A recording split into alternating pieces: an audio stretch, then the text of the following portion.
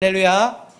한 주를 시작하는 첫 주, 첫날 또 대림절 기간 이 예배 자리에 모인 여러분들을 환영하고 축복합니다. 우리 옆에 있는 분들하고 서로 인사합니다. 하나님의 나라가 더 가까워졌습니다. 이번에는 또 옆에 있는 분들하고 같이 인사하는데요. 손을 막 비비세요. 막 비비시고 그리고 인사합니다. 서로 손을 잡으면서 사랑합니다. 축복합니다. 제가 일부 예배를 마치고 인사를 하는데 얼마나 죄송한지 손이 차가워가지고 근데 비비면 따뜻합니다. 여러분, 비비면 따뜻하는 이유는 손바닥을 마주하기 때문인 줄로 믿습니다. 저와 여러분의 영혼이 살아나는 길은 하나님과 마주할 때, 하나님과 함께 움직일 때, 또 하나님의 사람들과 함께 할 때 저와 여러분의 영혼이 살아날 줄로 믿습니다. 이러탁수라는 사자성어가 있습니다. 풀어서 얘기하면 한 마리 물고기가 물을 흐린다라는 이러한 얘기입니다. 그러니까 한 사람이 잘못된 행동을 함으로 인해서 그 피해를 선량한 사람들이 많이 입게 되는 이러한 것을 비유해서 이제 일컫는 말입니다. 이렇게 물을 흐리는 물고기의 대표가 있는데 그게 바로 미꾸라지입니다. 미꾸라지 한 마리가 온 물을 흐린다라는 말도 이제 여기서 유래되어져 생겨났습니다. 참 듣는 미꾸라지는 억울합니다. 왜 날 가지고 그래? 더 많은 게 있는데. 그렇지만 실제 이러한 격언이 생겨나는 것은 우리의 삶의 자리가 실제 이런 모습들이기 때문입니다. 이러한 현상들이 일어나기 때문입니다. 사람들이 모이는 곳에는 언제나 어떤 사람과 같은 존재가 있느냐? 물을 흐리는, 이렇게 깨끗한 곳을 어지럽히는 이런 미꾸라지와 같은 이런 일을 하는 이런 사람들이 꼭 있다는 것입니다. 정치, 경제, 교육, 문화, 군사, 다방면의 중요한 모임들이 공동체가 생겨나는 그 모든 곳에 꼭 이런 사람들이 존재합니다. 이런 사람들로 인해서 수많은 사람들이 오히려 피해를 입는 이러한 일들을 우리가 주변에서도 많이 보게 될 수 있습니다. 더 안타까운 것은 뭐냐면 이 못된 것은 이 빨리 배운다고 이 첫 번째 이 미꾸라지의 영향을 받아서 제2, 제3, 제4의 다양한 종류의 크기와 능력을 가진 미꾸라지들이 등장하는 이것이 역사의 현실이라는 것입니다. 그래서 이렇게 공동체를 어지럽히는 미꾸라지와 같은 존재가 계속 역사적으로 등장하게 되는데 그 근본적인 이유는 어디로 연결되느냐? 죄와 연결이 된다는 것입니다. 죄의 문제 때문에 이러한 모습은 끊임없이 계속되어질 수밖에 없는 이러한 현실이 역사입니다. 최초 인간이었던 아담이 사탄에게 미혹이 됩니다. 그리고 이 미혹을 받아서 이제 하나님을 배반하는 범죄를 저지릅니다. 이 범죄, 이 아담 한 사람의 이 범죄가 이제 온 인류의 영적인 상태를 죄로 얼룩지게 만들어 버렸습니다. 하나님의 창조 질서, 완벽했던 이 창조 질서의 모든 그 자리를 이 아담 한 사람이 완전히 흐려놓게 만들어 버렸다는 것입니다. 따라서 이 아담의 후손인 이 땅의 모든 인간은 이제 미꾸라지들로 가득 차게 될 수밖에 없는 그러한 모습이, 그래서 이러한 일들로 말미암아 곳곳에서 혼돈과 혼란이 발생할 수밖에 없는, 그리고 끊임없이 갈등들이 계속되어지는 이러한 일들이 일어나고 있다는 것입니다. 단순히 그냥 미꾸라지의 문제가 아니라 이것은 영적으로 죄와 연결되어 있다는 사실을 우리는 잊어서는 안 됩니다. 그러나 그러한 죄로 얼룩진 세상을 하나님은 그대로 보고 계신 것이 아니라 이렇게 죄로 얼룩진 세상을 이제는 죄에서 돌이켜 진리와 선한 길로, 더러운 이 세상을 맑게 하게 하는 그 길로 나아갈 수 있도록 하나님께서 하나님의 사람들을 택하십니다. 그래서 역사의 흐름은요, 큰 두 줄기입니다. 어떤 줄기냐? 미꾸라지 줄기가 있습니다. 계속 흐립니다. 한 줄기는 그 흐려진 곳을 계속 정화해 나아가는 하나님의 공동체 줄기라는 것입니다. 이것이 바로 하나님의 이 역사 가운데에 이루시는 일들입니다. 이렇게 하나님께서 택한 하나님의 사람들이 모인 교회가 교회 공동체인데, 그래서 교회 공동체는 세상 가운데에 아주 중요한 사명을 가지고 있습니다. 그게 뭐냐? 이 죄로 얼룩진 진리와 선을 흐려놓는 미꾸라지가 가득한 세상을 향해서 이렇게 외쳐야 될 사명이 있다는 것입니다. 그것을 오늘 세례 요한이 대신 외쳐주고 있다는 겁니다. 3절 말씀을 함께 한번 읽어보겠습니다. 3절 말씀입니다. 같이 읽습니다. 시작. 요한이 요단강 부근 각처에 와서 죄사함을 받게 하는 회개의 세례를 전파하니입니다.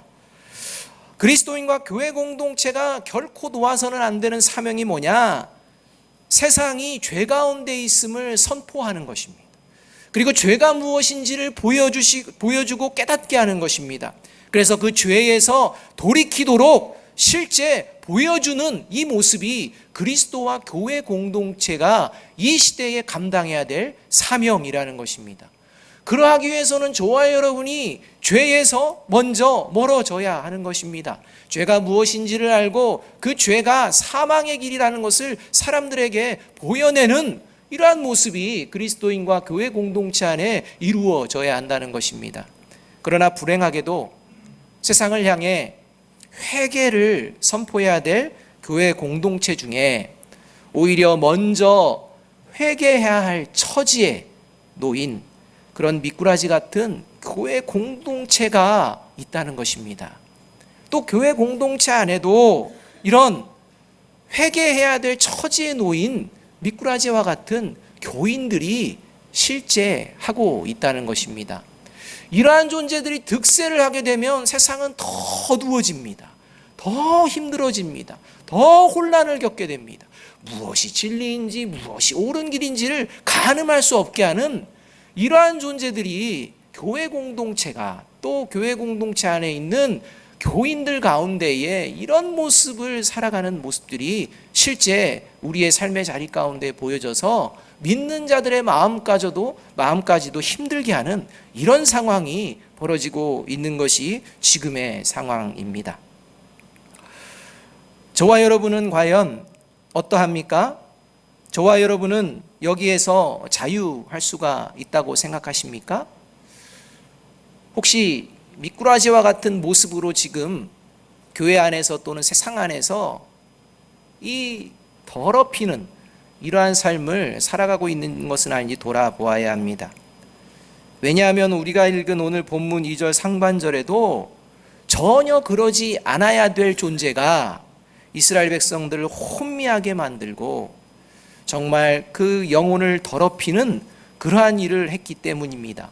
그 대표적인 인물이 2절 상반절에 나오는 대제사장인 안나스와 가야바입니다. 이 안나스와 가야바는요, 장인과 사위의 관계입니다. 그래서 이들이 가지고 있는 직분은요, 정말 하나님께서 특별한 자들에게 구별되어서 주시는 대제사장이라는 아주 귀한 직분의 위치에 있는 존재들이었습니다. 이 대제사장의 사명은 하나님의 살아계심을 삶으로 증거해내는 존재입니다. 또 이스라엘 백성들로 하여금 하나님의 말씀에서 떠나지 않도록, 하나님의 말씀에서 벗어나지 않도록, 이스라엘 백성들의 신앙이 변질되지 않도록 지키는 이런 가장 막중한 사명을 가진 존재가 누구냐? 대제사장이라는 것입니다. 그러나 이 당시 오히려 이들은 예수님을 십자가에 못 박도록 종교 지도자들과 백성을 선동하여서 실행에 옮기도록 한 대표적인 인물이었을 뿐만 아니라 사도행전 4장을 보게 되면 예수 그리스도의 부활과 예수 그리스도의 이름을 증거하는 이 사도 요한과 베드로를 예수 그리스도의 이름을 전하지 못하도록 겁박했던 그 대표적인 인물이 바로 오늘 2절 상반절에 나오는 안나스와 가야바라는 대제사장이었다는 것입니다. 교회 공동체에서 가장 막강한 영향력을 발휘해야 될 그 존재가 이제는 교회 공동체를 세우는 것이 아니라 끊임없이 교회 공동체를 어지럽히는 이런 존재로 전락한 이 모습이 오늘 3장에 나오는 이 가야바와 안나스의 모습이었다는 것입니다. 저와 여러분이 하나님이었다면 아마 이 예수님이 탄생하시는 이 시대, 그러한 시대는 정말 예수님이 사역 잘할 수 있도록 이렇게 교회에 걸림이 되는 자들을 먼저 제거해버리는 게 참 좋았을 것이라고 생각을 할 수 있지만 하나님은 그렇게 하지 않으셨습니다. 그냥 내버려 두셨습니다. 여러분, 하나님의 방법은 우리가 생각하는 그런 방법이 아닙니다. 하나님께서는 오히려 하나님의 자녀들을 그 변질된 자들과 마주하게 하십니다. 그리고 그 하나님의 자녀들을 통해서 이제 미꾸라지와 같이 모든 것들을 어지럽히는 자들이 하나님의 심판의 대상임을 분명하게 드러나게 만드시는 것이 하나님의 방법이라는 것입니다. 미꾸라지를 없애는 게 아니라 미꾸라지와 마주하여서 싸워내는 그런 존재를 하나님께서 보내신다는 것입니다.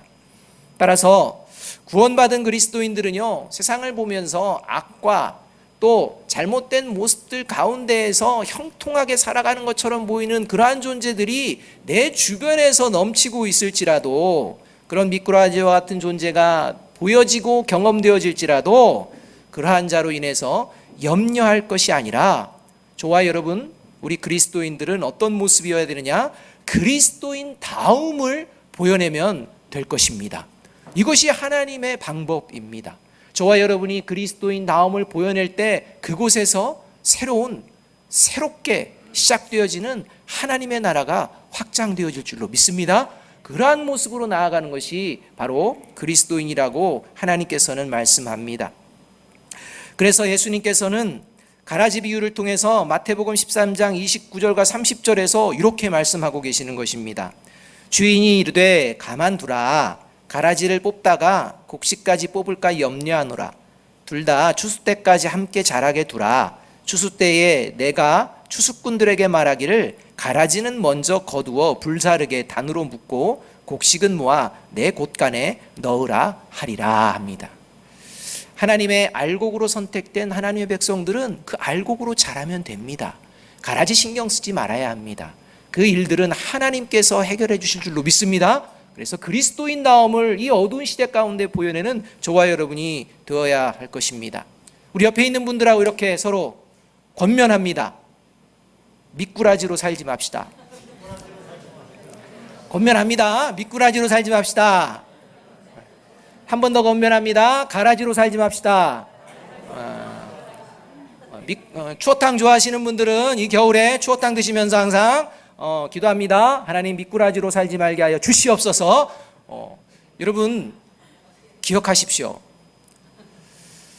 그렇다면 영적으로 혼미하게 하는 존재들이 넘쳐나는 이 세상 가운데에, 상존하는 이 시대 가운데에 그리스도인들이 그렇게 동화되지 않고 제2, 제3의 물을 흐리는, 진정한 진리를 흐리는 그런 존재가 아니라 오히려 이 더러워진 세상을 맑게 하는 그러한 그리스도인으로 어떻게 살아낼 수가 있는 것일까요?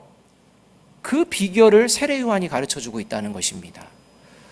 수많은 그러한 어두운 영혼들이 가득 찬 이곳에 빛과 같은 영혼으로 살아낼 수 있는 길을, 그 길이 바로 4절의 말씀에 나오게 됩니다. 4절 말씀 우리 함께 한번 읽어보겠습니다. 4절입니다. 같이 읽습니다. 시작. 선지자 이사야의 책에 쓴 바 광야에서 외치는 자의 소리가 있어 이르되 너희는 주의 길을 준비하라. 그의 오실 길을 곧게 하라. 이렇게 말합니다. 세례 요한은요, 예수님이 오시기 전, 예수님의 오실 길을 예비하는 자로서 이제 세례 요한이 태어나기 이미 700년 전에 선지자 이사야를 통해서 선포되어진 존재입니다. 따라서 멸망을 경험하고서도 그 죄의 길에서 돌이키지 않는 이 이스라엘 백성들, 여전히 타락의 길로 나아가며 하나님의 마음을 상심케 했던 이 이스라엘 백성들이 득세하던 시대, 특별히 종교 지도자들마저 이렇게 타락으로 변질되어져 버린 이 혼탁한 시대에 세례 요한은 주님 오실 길을 준비하며 역사적으로 등장하게 되었다는 것입니다. 여러분, 마찬가지로 이 영적으로 혼미하게 만드는 존재들이 가득한 이 시대, 주님이 오신 뒤 2000년이 흘러간 이 시대도 마찬가지로 오히려 더러운 세상을 맑게 하는 그리스도인으로서 살아낼 수 있는 유일한 길은 어떤 길이냐? 바로 세례 요한처럼 다시 오실 주의 길을 준비하는 삶을 살아낼 때 가능한 줄로 믿습니다. 예수님께서 언제 처음 오실지 예측할 수 없었던 그 시대에 700년 전에 이미 하나님께서 작정하신 것이 역사적으로 이루었듯이 2000년이 지난 이 시대, 다시 오실 주님께서 언제 오실지 예측할 수 없는 시대이지만 이 시대를 위하여서 하나님께서 저와 여러분, 우리 아름다운 교회 공동체를 택하신 줄로 믿습니다. 그 믿음이 있다면 우리의 마음은 이제 다시 오실 주의 길을 준비하는 모습으로 변화되어져야 합니다. 그렇다면 다시 오실 주의 길을 준비하는 그리스도인과 교회 공동체의 모습은 어떠한 것일까요? 첫 번째는요, 어떠한 마음이 있어야 되느냐? 이 시대 내가 하나님의 자녀로 택하심과 부르심을 받았음을 믿습니다. 나는 확신 가운데에 나아가는 겁니다. 이 확신이 없으면 안 됩니다. 이 온탁한 시대 가운데에도 나를 통해 하나님께서 맑게 하시는 놀라운 역사들을 일으켜 주실 줄로 믿습니다. 우리 가정에서부터 시작해서 우리 교회뿐만 아니라 우리가 속하는 그 사명의 자리들, 그 곳곳마다 하나님의 선하심을 보여낼 수 있는 일을 저를 통해 이루어 주실 줄로 믿습니다. 라는 믿음에서부터 시작이 되어져야 한다는 것입니다. 1절과 2절의 말씀은 이렇게 말씀합니다. 디베르 왕자가 통치한 지 15해 곧 본디오 빌라도가 유대의 총독으로, 헤롯이 갈릴리의 분봉왕으로, 그 동생 빌립이 이두레와 드그로고니 지방의 분봉왕으로, 루사니아가 아빌레네의 분봉왕으로, 안나스와 가야바가 대제사장으로 있을 때에 하나님의 말씀이 빈들에서 사가랴의 아들 요한에게 임한지라, 이렇게 말씀합니다. 1절을 보게 되면요, 우리들이 추구하는 이 세상 가운데 참 선망하는 이러한 모습들의 사람들이 1절에 다 등장합니다. 1절을 보게 되면 세상적으로 대단한 인물들이 등장합니다. 당시 세계를 제패하고 지배하던 로마의 황제의 이름이 등장합니다. 또 유대를 다스리는 총독의 이름이 등장합니다. 또 이 유대를 다스리는 총독과 함께 각 지역을 다스리는 분봉왕들의 이름이 등장을 합니다. 세력을 가졌습니다. 절대 권력을 가진, 그래서 한마디만 해도 그것에 복종하는 이러한 일들이 벌어질 수 있는 능력을 가진, 이러한 세상에서 추구하고 세상에서 동경하는 이런 능력을 가진 사람들의 이름이 1절에 쭉 나오고 있습니다. 또 2절 상반절에는요, 종교적으로 가장 막강한 영향력을 행사할 수 있는 대제사장의 이름이 등장하고 있다는 것을 우리가 볼 수가 있습니다. 세상의 역사는요, 세상의 사람들은요, 이러한 사람들과 이러한 지위에 관심이 있습니다. 그 자리를 위하여서 수고하고 땀을 흘리며 그것이 잘못될지라도, 잘못된 길일지라도 그것만 얻을 수 있다면 그 자리에 서려고 하는, 그것에 온통 혈안이 되어 있는 이 모습이 바로 1절과 2절의 상반절의 모습이라는 것입니다. 그러나 하나님의 관심은 전혀 다릅니다. 하나님의 관심은 세상 사람들이 관심을 갖는 그런 놀라운 영향력을 미칠 수 있는 그런 자들에게 있는 것이 아니라 빈들에 있었던 세례 요한에게 하나님의 관심이 있었음을 우리가 볼 수가 있습니다.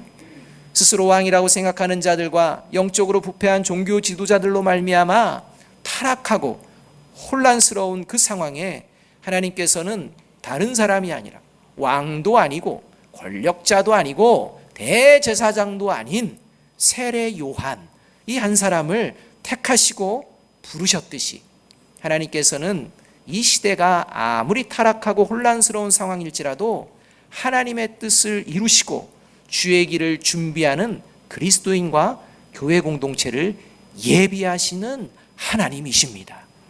그리고 이렇게 하나님의 택하심과 부르심을 받은 그리스도인과 교회 공동체는 세례 요한이 하나님의 부르심을 믿고 담대하게 그 사명에 맡겨진 자리를 잘 감당하였듯이 그 어떤 상황에서도 낙심하거나 좌절하거나 절망하지 않고 내게 주신, 오늘 주신 사명을 넉넉히 감당할 믿음이 하나님으로부터 나에게 주어졌음을 믿고 그 믿음으로 묵묵하게 주의 길을 걷는 주의 백성으로 살아내게 된다는 것입니다.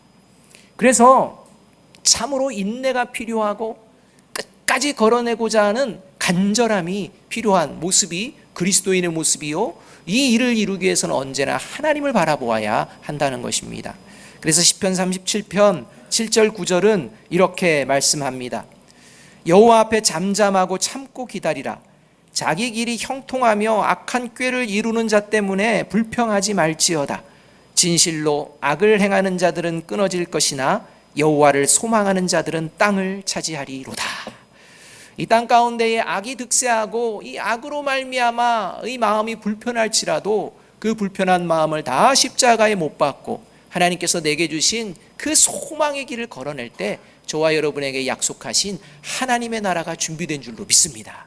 이 시대 하나님의 택하심과 부르심을 믿는 저와 여러분이 되어지기를 주님의 이름으로 축복합니다. 그래서 2000년 전 예수님의 길을 준비했던 세례 요한과 같이 이제 다시 오실 주님의 길을 준비하는 저와 여러분, 우리 아름다운 교회가 되어지기를 주님의 이름으로 축복합니다. 둘째로, 다시 오실 주의 길을 준비하는 그리스도인과 교회 공동체의 모습은 구별되어지고 거룩한 삶을 살아내기에 힘쓰게 됩니다. 그런데 이렇게 구별되고 거룩한 삶을 살아낼 수 있는 그 길은요, 그리스도인과 교회 공동체가 세상의 소리가 아니라 하나님의 음성에 귀를 기울이며 살 때 가능하게 됩니다. 오늘 세례 요한이 담대하게 이스라엘 백성들에게 하나님의 나라, 다시 말하면 예수 그리스도가 다시 오실 길을 준비하며 선포할 수 있었던 이유는 바로 언제나 하나님의 음성에 귀를 기울였기 때문입니다. 2절 말씀 함께 한번 읽어보겠습니다. 2절입니다. 시작. 안나스와 가야바가 대제사장으로 있을 때에 하나님의 말씀이 빈들에서 사가랴의 아들 요한에게 임한지라입니다. 세례 요한은요, 사가랴, 다시 말하면 아버지가 사가랴입니다. 이 사가랴는요, 제사장입니다. 그러니까 이 세례 요한은 제사장 가문입니다. 이스라엘 백성들에게 존경을 받는 가문이라는 것입니다. 제사장으로서 제사장들과 함께 그 당시에 누릴 수 있는 권리가 있습니다. 제사장으로서 충분히 그 신분에 걸맞는 그러한 것들을 차지하며 살아갈 수도 있었습니다. 그런데 세례 요한은요, 그 자를 버려버렸습니다. 그리고 들에 나갔습니다. 예루살렘 성전에서 직무를 제사장으로서 담당하는 그 자리를 버려버렸습니다. 그리고 들에 나갔습니다. 여러분, 왜 세례 요한이 그 자기가 누릴 수 있는 그 자리를 박차고 빈들에 나간 것일까요? 당시 상황적으로 예루살렘 성전에 있던 종교 지도자들은 어떤 모습이었느냐? 하나님의 말씀에 귀를 기울이지 않고 있었습니다. 그들의 귀는요, 어디에만 쫑긋 서 있었느냐? 자신들의 탐욕과 정욕의 소리에만 귀가 세워져 있었습니다. 어떻게 하면 이것들을 이룰 수 있는지 그것에만 관심이 있었던 것입니다. 그래서 예수님께서도 예루살렘 성전을 뭐라고까지 비유하시느냐? 강도의 소굴이다 라고까지 비유하시는 모습이었습니다. 강도가 가득 찬 그들이 그곳에서 이야기하는 게 뭐겠습니까? 어떻게 하면 강도질할까? 이런 이야기밖에 없지 않겠습니까? 세례 요한이 이걸 안 것입니다. 가면 내가 강도들의 소리에 내 귀가 더러워지고 내 마음이 더러워질 것을 안 것입니다. 더 나아가서 근본적으로 세례 요한은요, 하나님의 말씀, 하나님이 하나님 되심을 가장 확실하게 경험한 그곳이 어디냐? 광야라는 것을 알았다는 것입니다. 모세가 하나님의 음성을 처음 들은 곳이 어딜까요? 광야입니다. 하나님의 율법의 말씀이 처음 이스라엘 백성들에게 단호하게 선포되어진 곳이 어딜까요? 광야입니다. 하나님의 놀라운 역사와 놀라운 사건들을 눈에 목도하며 지낼 수 있었던 그곳이 어디인가요? 광야입니다.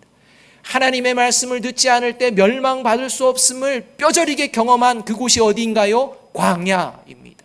하나님의 말씀을 순종하며 나아갈 때 물리치지 못할 적이 없음을 경험하며 가나안 땅을 차지할 수 있었던 이 신앙의 근간을 만들어낼 수 있었던 곳이 어디인가요? 광야입니다. 그 광야, 하나님이 하나님 되심을 온전하게, 하나님의 살아계심을 부인할 수 없는 사건이 넘쳐났던 그곳, 그게 바로 광야입니다. 이런 광야 생활을 통해 세례 요한은 현실에 안주하고 현실에 자기의 정욕을 따라가는 그 자리가 아니라 하나님의 그 말씀 앞에 나아갔던 그곳이 바로 광야였고, 그 하나님의 말씀으로 충만해진 그 모습이 바로 들에서의 세례 요한의 모습이었다는 것입니다. 그래서 누가복음 1장 80절은 이렇게 이야기합니다. 아이가 자라며 심령이 강하여지며 이스라엘에게 나타나는 날까지 빈들에 있으니라 입니다. 이러한 세례 요한을 보며 사람들은 누가복음 3장 15절에 가면 세례 요한을 혹 그리스도가 아닌가 마음속으로 생각했다라고까지 말씀하고 있습니다.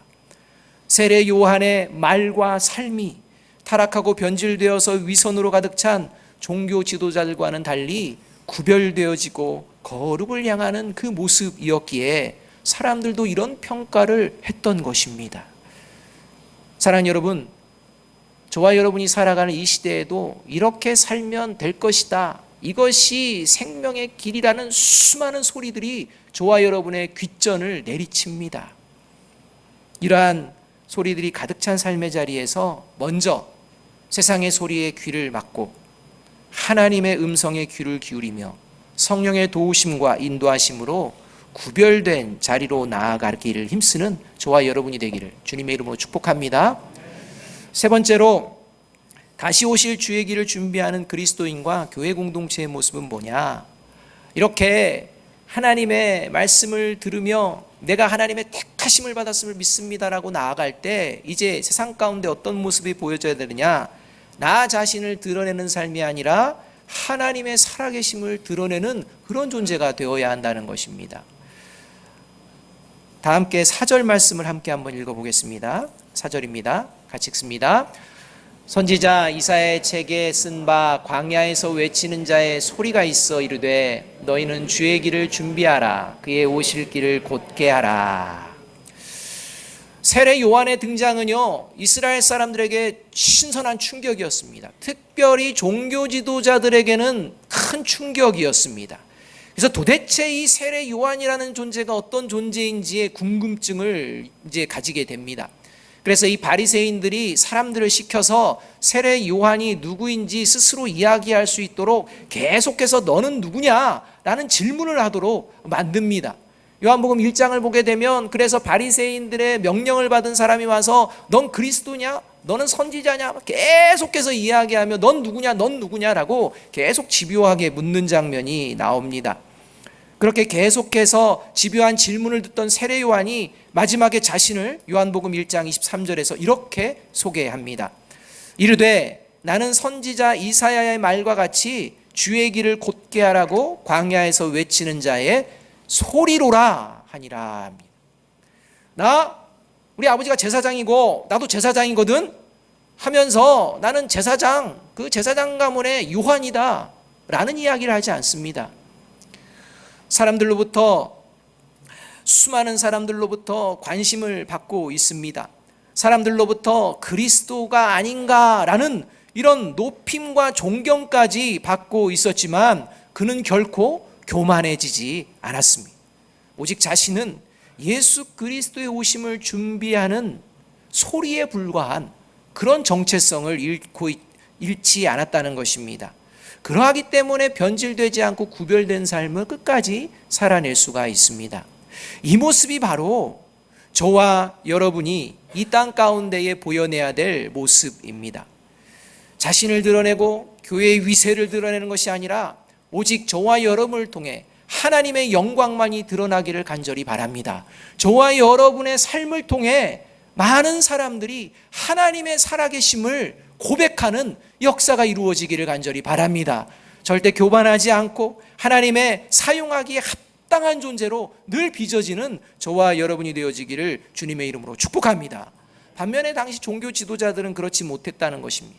하나님의 음성 관심이 없었습니다. 위선적인 경건의 모양만을 추구하며 자기들의 관심은 어디에 있었느냐? 사람들에게 영광받고 높임은 받는 그런 존재가 되기만을 바라는 모습이었습니다. 그래서 이런 모습을 보며 예수님께서는 마태복음 23장 2절에서 서기관과 바리새인들이 모세의 자리에 앉았다 라고까지 경고하시고 그 본을 따르지 말라고 말씀하시는 것을 볼 수가 있습니다. 하나님의 말씀을 무릎을 꿇고 들어야 될 이 하나님의 말씀을 받아야 될 존재들이 이제는 자기가 어느 순간 하나님의 말씀을 전하는 모세의 위치에 서서 전하는 그래서 다른 사람들이 우러러보는 그런 존재가 되려고 하는 이런 교만에 빠진 모습이 바로 당시의 지도자들의 모습이었다는 것입니다. 오늘 미꾸라지 이야기 너무 많이 해서 설교 끝나면 미꾸라지밖에 생각이 안 나실 것 같은데 참 미꾸라지에게는 미안하긴 합니다. 하지만 여러분, 우리가 미꾸라지가 물을 더럽히는데요, 그것이 미꾸라지가 꿈틀대기 때문입니다. 그런데 미꾸라지가 어디에서 꿈틀대는 것입니까? 흙에서 꿈틀댄다는 것입니다. 미꾸라지가 맑은 물에서 꿈틀댈 때는요, 물 안 흐립니다. 그러나 미꾸라지가 흙 속에서 뒹굴면서 꿈틀거린다는 것입니다. 자신을 드러내고자 하는 그러한 더러운 모습 가운데에서 꿈틀대고 있다는 것입니다. 미꾸라지가 더러운 흙 사이에서 꿈틀거림으로 물을 흐리듯이 악한 영에 붙들려서 더러운 욕망을 가지고 그 욕망 가운데 자신을 드러내려고 하는 이런 모습들이 하나님이 기뻐하시지 않는 모습이라는 것입니다. 이러한 자들을 성경에서는요, 독사의 자식들이라고 아주 강하게 꾸짖으며 경고하고 있다는 것입니다. 그러나 예수 그리스도의 영인 성령, 이 성령이 그 마음 가운데에 거하는 그리스도인과 교회의 공동체는 결코 독사의 자식들이 될 수가 없습니다. 한순간 독사의 자식과 같은 잘못된 길에 설 수 있지만 성령님께서 그 자리에 내버려 두시지 않으십니다. 하나님은 말씀하시고 성령님을 통해서 다시 우리의 죄를 깨닫게 하시고 그 더럽고 추악한 죄의 길에서 돌이키게 만드실 줄로 믿습니다. 이 믿음으로 다시 거룩의 길을 걷는 이 존재가 그리스도인과 교회 공동체이기 때문입니다. 여러분, 사람은 변합니까? 변하지 않습니까? 사람은 변하지 않는다라는 말 일리 있습니다. 그러나 이 말이 그리스도인과 교회 공동체에게는 적용되어서는 안 됩니다. 세상에서는 통용되는 말일지라도 그리스도인과 교회는 아닙니다. 그리스도인과 교회 공동체는 늘 변화되는 존재입니다. 늘 되어지는 존재입니다. 왜냐하면 하나님의 나라가 가까워짐을 보고 있기 때문입니다. 하나님의 영원하고 완전한 그 나라가 가까움을 보면 볼수록 우리도 하나님의 자녀로 하나님의 아들답게 온전한 모습으로 나아가기를 늘 힘쓰기 때문에 새로워지게 되어진다는 것입니다. 그래서 고린도후서 4장 16절 18절은 이렇게 말씀합니다. 우리 함께 한번 읽어보겠습니다. 시작. 그러므로 우리가 낙심하지 아니하노니 우리의 겉사람은 낡아지나 우리의 속사람은 날로 새로워지도다. 우리가 주목하는 것은 보이는 것이 아니요 보이지 않는 것이니 보이는 것은 잠깐이요 보이지 않는 것은 영원함이라. 사랑하는 여러분, 세례 요한이 본 것은 그 삶의 자리를 본 것이 아니라 예수 그리스도의 다시 오심을 보았습니다. 하나님의 나라가 가까이 오고 있음을 보았던 것입니다. 여러분, 2018년 저와 여러분은 무엇을 보면서 살았습니까? 이제 새롭게 2019년을 준비하며 이 대림절 기간 무엇을 보면서 살아가야 합니까? 보이지 않는 것 같지만 실제하며 오지 않을 것 같지만 반드시 다시 오실 영원하고도 완전한 하나님의 나라가 가까워지고 있습니다. 어느 날 갑자기 주님께서 하나님의 나팔 소리와 함께 다시 오시며 주의 오실 길을 예비한 구원받은 자들의 이름을 부르시게 될 것입니다. 그때 다시 오실 주의 길을 준비한 자로 이름이 불림을 받는 저와 여러분이 되기를 주님의 이름으로 축복합니다. 기도하겠습니다. 사랑과 은혜가 풍성하신 아버지 하나님, 오늘도 2018년이 저물어가는 이 12월 주님 다시 오실 날을 기대하는 대림절을 지내며 우리의 모습을 돌아보게 하여 주신 것 감사합니다. 하나님, 이 어둡고 혼란스럽고 폐역해지고 어그러진 세대 가운데에 주님께서는 우리를 택하시고 부르셔서 이 땅 가운데에 하나님의 역사와 하나님의 살아계심을 보여내시는 줄로 믿습니다. 그 믿음의 길을 걷는 주의 거룩한 백성들 될 수 있도록 성령의 능력을 덧입혀 주옵소서. 예수 그리스도의 이름으로 감사하며 기도하옵나이다. 아멘.